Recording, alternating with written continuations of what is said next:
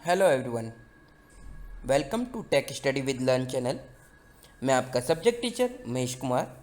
आज हम स्टार्ट करने वाले हैं यूनिट 1 डिजिटल डॉक्यूमेंटेशन एडवांस में पार्ट 5, जिसका टॉपिक है create and customize table of contents.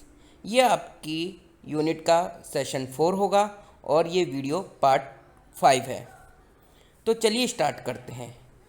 Create and customize table of content को समझने से पहले आपको ये समझना है कि टेबल होता क्या है, उसे कैसे क्रिएट किया जाता है और इसमें रोज़, सेल्स, कॉलम्स ये क्या चीज़ होती हैं। डाटा आप कैसे बना सकते हो एमएस ऑफिस डॉक्यूमेंट या फिर किसी भी ओपन ऑफिस राइटर के अंदर। ठीक है, तो आप टेबल कैसे क्रिएट करोगे राइटर सॉफ्टवेयर के अंदर, वो चीज़ हम समझेंगे। थोड़ा सा मैं बता देता हूँ कि जो टेबल ऑफ कंटेंट होता क्या है। एक्चुअली जब आप देखते हो, कोई भी बुक ओपन करते हो, तो शुरुआत में एक पेज होता है जो कि एक इंडेक्स पेज होता है। ओके, इसके अंदर यहाँ पे लेफ्ट हैंड साइड पे चैप्टर्स के नाम्स होते हैं और उनके राइट हैंड साइड पे उनके पेज नंबर होते हैं। ठीक है, तो जैसे ही इसके अंदर अगर हमने क्रिएट करा, टेबल ऑफ कंटेंट क्रिएट करा, जिस भी टॉपिक पे हम क्लिक करेंगे वो पेज ओपन होकर आ जाएगा। ठीक है, तो create and customize table of content के अंदर इसी चीज़ के बारे में। लेकिन इसको शुरू करने से पहले हमें यह समझना है कि टेबल होता क्या है। तो आज का पार्ट 5 वीडियो टेबल से रिलेटेड है। तो चलिए स्टार्ट करते हैं। Table, a table is a grid, an arrangement of rectangle और cells in rows and column। Table एक ग्रिड है जिसके अंदर अरेंजमेंट होता है, यानी कि रेक्टेंगल होते हैं कई सारे, और जब वो रेक्टेंगल्स रोज एंड कॉलम्स के अंदर होते हैं, आपस में इंटरसेक्ट करते हैं, तो उसे सेल बोला जाता है। ठीक है, इसको मैं आपको शो करके दिखाता हूँ किस तरह से होता है। ये आपका टेबल है, इसमें इस तरह से आपकी रोज़ एंड कॉलम बना रहेगा। ये आपका रोज़ होता है, ठीक है, ये आपका कॉलम्स होती है। ठीक है, एक्सेल में हम देखते हैं तो ABCD लिखा रहता है ऊपर, और यहाँ पे 1 2 3 4। जब दो रेक्टेंगल आपस में इंटरसेक्ट करते हैं, यानी कि रोज एंड कॉलम इंटरसेक्ट करते हैं। सपोज करो, एक बार और दोबारा से बना के दिखाता हूँ। आपका ये टेबल है, इसके अंदर B2, जहाँ पे B2 है, B2 कौन सा होगा, ये वाला। ये इंटरसेक्ट कर रहे हैं आपस में, यानी कि रोज एंड कॉलम इंटरसेक्ट कर रहे हैं, तो इसको क्या कहा जाएगा, सेल। क्या बोला जाएगा, सेल। ठीक है, तो ये सेल होते हैं। ओके, इतना समझ में आया आपको। आप टेबल के अंदर उसके जितने भी पार्ट है, कॉलम एंड रो को फॉर्मेट कर सकते हैं। टेबल को भी फॉर्मेट कर सकते हो, कॉलम्स एंड रो को भी फॉर्मेट कर सकते हो। ठीक है, we need table because they are best way to organise graphic, columns, heading and rows. अगर आप कोई चीज़ बना रहे हो, जैसे ग्राफिक को दिखाना चाहते हो, या कॉलम बनाना चाह रहे हो, या हेडिंग या रोज के अंदर कोई डाटा शो करना चाहते हो, तो टेबल एक सबसे बेस्ट तरीका है रिप्रेजेंट करने का। ओके, नेक्स्ट बढ़ते हैं। अब आता है कि टेबल को इंसर्ट कैसे किया जाता है।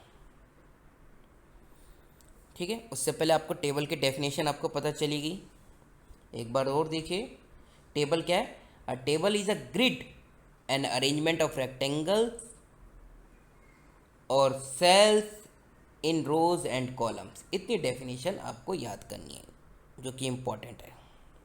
ठीक है, ये वैसे तो टॉपिक क्लास 9 का, लेकिन मैं आपको 10th में इसलिए समझा रहा हूँ कि अगर आपको create and customize table of content को करना है, तो उससे पहले टेबल के बारे में जानकारी होनी चाहिए। ठीक है, अब आता है इंसर्टिंग टेबल। टेबल को कैसे इंसर्ट किया जाता है। आपको क्या करना है, ओपन ऑफिस राइटर ओपन करना है, ठीक है। उसमें आपको डॉक्यूमेंट के अंदर जहाँ भी आपको टेबल इंसर्ट करना है वहाँ पे पोजीशन रखना है, यानी कि कर्सर को रखना है, ठीक है। टेबल को इंसर्ट करने के लिए आपको टेबल पे क्लिक करना होगा, वहाँ पे इंसर्ट मिलेगा। इंसर्ट पे क्लिक करने के बाद आप टेबल लगा सकते हो जहाँ भी आपका कर्सर ब्लिंक कर रहा है, या फिर आपको कंट्रोल प्लस F12 प्रेस करना है। उससे क्या होगा, आपका टेबल इंसर्ट हो जाएगा। वो आपसे कॉलम और रोज़ पूछेगा कि कितनी कॉलम चाहिए, आपको रोज़ चाहिए। जब विंडो ओपन होगी यहाँ पे आपको कॉलम डालने हैं और यहाँ पे आपके रो। अगर सपोज करो आपने 2 कॉलम डाले तो आपका टेबल किस तरह से शो होगा, आपका टेबल शो होगा, मैं आपको बना के दिखाता हूँ। जैसे आपने 2 कॉलम डाली और एक ही रो है, तो आपका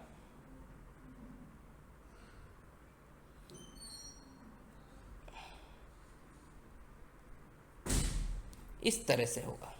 ये 2 कॉलम होगी और ये क्या होगी, रो। ये रो होगी और ये 2 कॉलम, ठीक है। इसी तरह से रो का भी होता है। आगे बढ़ते हैं नेक्स्ट। अब कॉलम, कॉलम क्या है ये समझना है। A column is grouping of cell that runs from top to bottom of the page. Column वो होते हैं जो टॉप से बॉटम में रन करते हैं और ग्रुप ऑफ सेल्स का होता है, ठीक है। जैसे हमारा ये टेबल है तो हमारा कॉलम कौन सा होगा, जो टॉप से बॉटम में सर्च होगा, ठीक है, वो कॉलम कहलाया जाएगा। इतना ध्यान रखना है, ठीक है। इसे हम वर्टिकल अरेंजमेंट ऑफ सेल भी बोलते हैं। Vertical arrangement of cell are called columns, ठीक है। या फिर हम ये डेफिनेशन भी लिख सकते हैं, column is a grouping of cell that runs from the top to the bottom of the page. तो आपको ये ध्यान में रखना है, इन दोनों में से कोई सी भी डेफिनेशन लिख सकते हो। इंसर्ट कॉलम, कॉलम को कैसे इंसर्ट किया जाता है, सिंपल सा। आपको क्या करना है, टेबल में जाना है, इंसर्ट मेन्यू में जाना है। वहाँ से आपसे पूछेगा कि कितनी कॉलम आपको इंसर्ट करनी है, लेफ़्ट में करनी है, ठीक है, तो लेफ़्ट में आप कर सकते हो। राइट में करनी है तो राइट में कर सकते हो, और मल्टीपल कॉलम इंसर्ट करनी है तो वो भी कर सकते हो, कितनी भी आप सेलेक्ट करके, ठीक है। अब आता रो। रो क्या है, row grouping of cell that runs from left to right.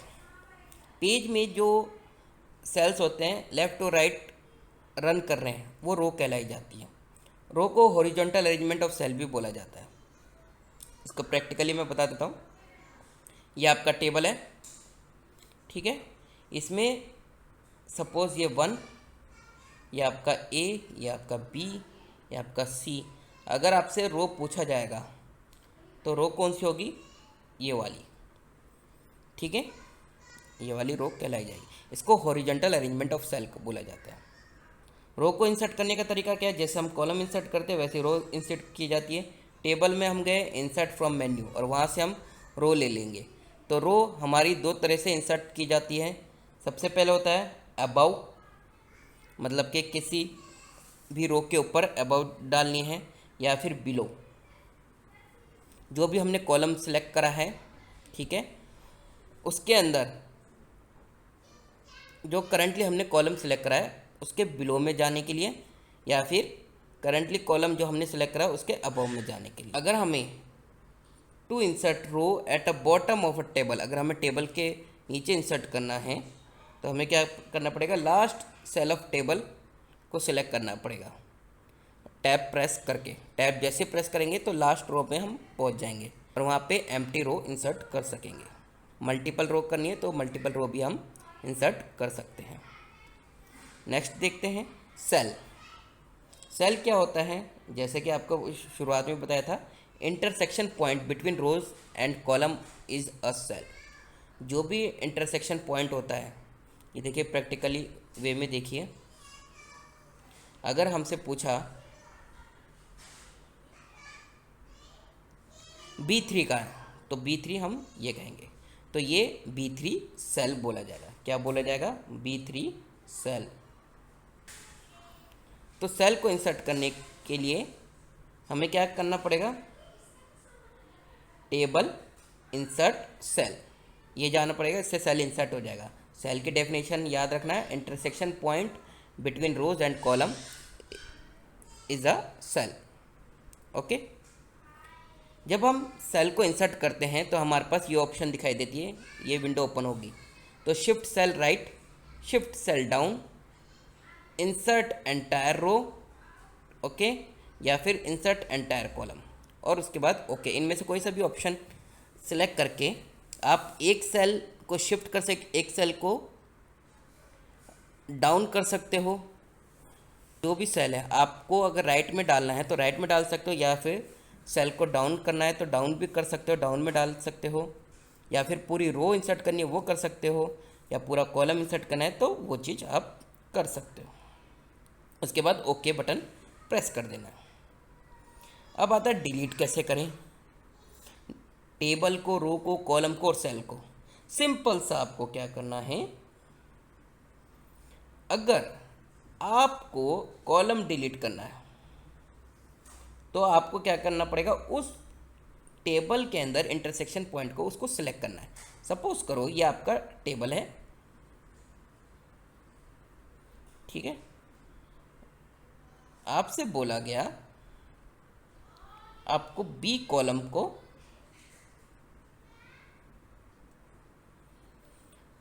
Remove करना है, डिलीट करना है। तो आप क्या करोगे, बी को सिलेक्ट करोगे। जैसे ही यहाँ पे आपने सेलेक्ट करा तो पूरी ये कॉलम सेलेक्ट हो जाएगा और आप इसको डिलीट कर सकोगे। कैसे करोगे, आप टेबल में जाओगे सेलेक्ट करने के बाद और डिलीट पे क्लिक करोगे और वहाँ से कॉलम पे क्लिक करोगे, तो उससे क्या होगा, कॉलम डिलीट हो जाएगा।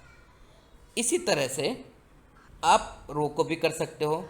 आपने रो सेलेक्ट करी, टेबल में जाएंगे, डिलीट पे जाएंगे और रो सेलेक्ट करेंगे। अगर पूरे टेबल को डिलीट करना है तो टेबल को सिलेक्ट करना है, फिर टेबल ऑप्शन में जाना है, डिलीट के अंदर टेबल पे क्लिक करोगे। ओके, ऐसे ही हमारा सेल का है। अगर किसी पर्टिकुलर सेल को डिलीट करना है तो डिलीट सेल ऑप्शन सिलेक्ट करना है। उसके अंदर कई सारे ऑप्शन आपको मिलेंगे, shift cell left, shift cell up, delete entire row, delete entire column. जैसे ही आप एक सेल, जैसे लेफ्ट वाला आप कोई सेल सेलेक्ट कर रखे हो तो उसे डिलीट करना चाहते हो, तो आप जो डाटा है वो लेफ़्ट तक पहुंचाना चाहते हो तो वो लेफ़्ट में जाएगा। आप बॉटम वाला सेल डिलीट कर रहे हो, अप में जाना चाहते हो तो वो अप में चला जाएगा डाटा, ठीक है।